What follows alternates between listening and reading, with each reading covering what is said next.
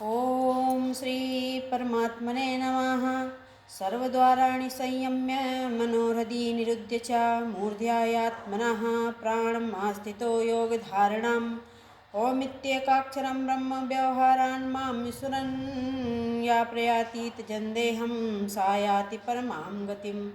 सब इंद्रियों के द्वारों को रोककर तथा मन को हृदय में स्थित करके फिर उस जीते हुए मन के द्वारा प्राण को मस्तक में स्थापित करके परमात्मा संबंधी योग धारणा में स्थित होकर जो पुरुष ओम इस परम अक्षर रूप ब्रह्म को उच्चारण करता हुआ और उसके अर्थ स्वरूप मुझ निर्गुण ब्रह्म का चिंतन करता हुआ शरीर को त्याग कर जाता है, वह पुरुष परम गति को प्राप्त होता है। अनन्य चेतः सततम यो मां स्मरति नित्यशः तस्याहं सुलभा पार्थ नित्ययुक्ता योगिना। हे अर्जुन, जो पुरुष मुझ में अनन्य चित्त होकर सदा ही निरंतर मुझ पुरुषोत्तम को स्मरण किया करता है, उस नित्य निरंतर मुझ में युक्त हुए योगी के लिए मैं सुलभ हूँ और उसे सहज ही प्राप्त हो जाता हूँ।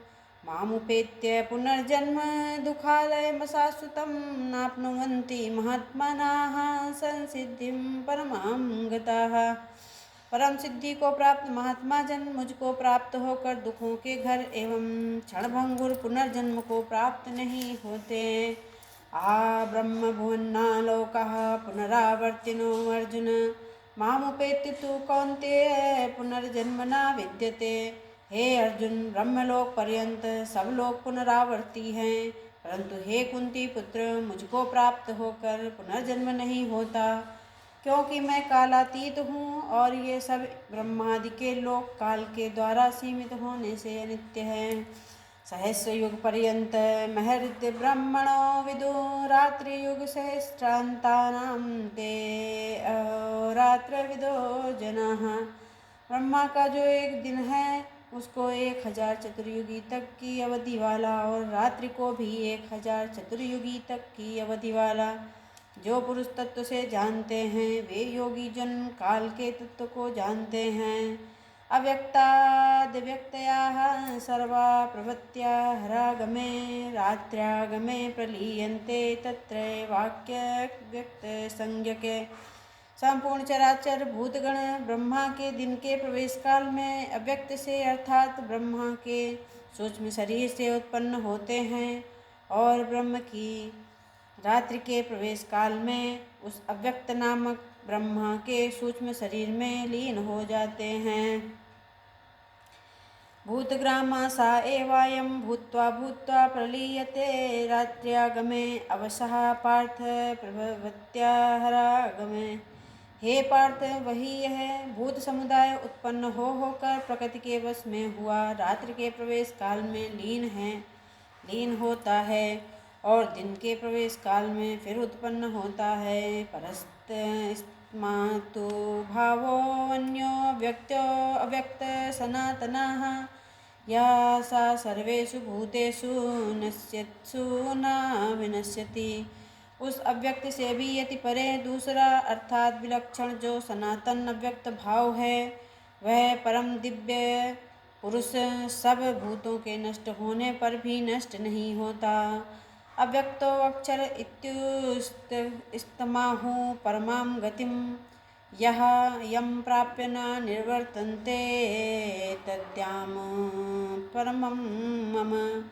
जो अव्यक्त अक्षर इस नाम से कहा गया है, उसी अक्षर नामक अव्यक्त भाव को परम गति कहते हैं तथा जिस सनातन अव्यक्त भाव को प्राप्त होकर मनुष्य वापस नहीं आते, वह मेरा परम धाम है।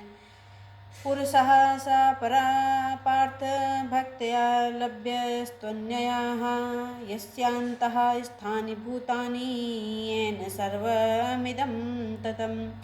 हे पार्थ, जिस परमात्मा के अंतर्गत सर्वभूत हैं और जिस परम सच्चिदानंद घन परमात्मा से यह समस्त जगत परिपूर्ण है, वह सनातन अव्यक्त परम पुरुष तो अनन्य भक्ति से ही प्राप्त होने योग्य हैं। यत्र काले तनावृत्तिं मावृत्तिं चैव योगिनः प्रयाता यान्ति तं कालं वक्ष्यामि भरतर्षभ।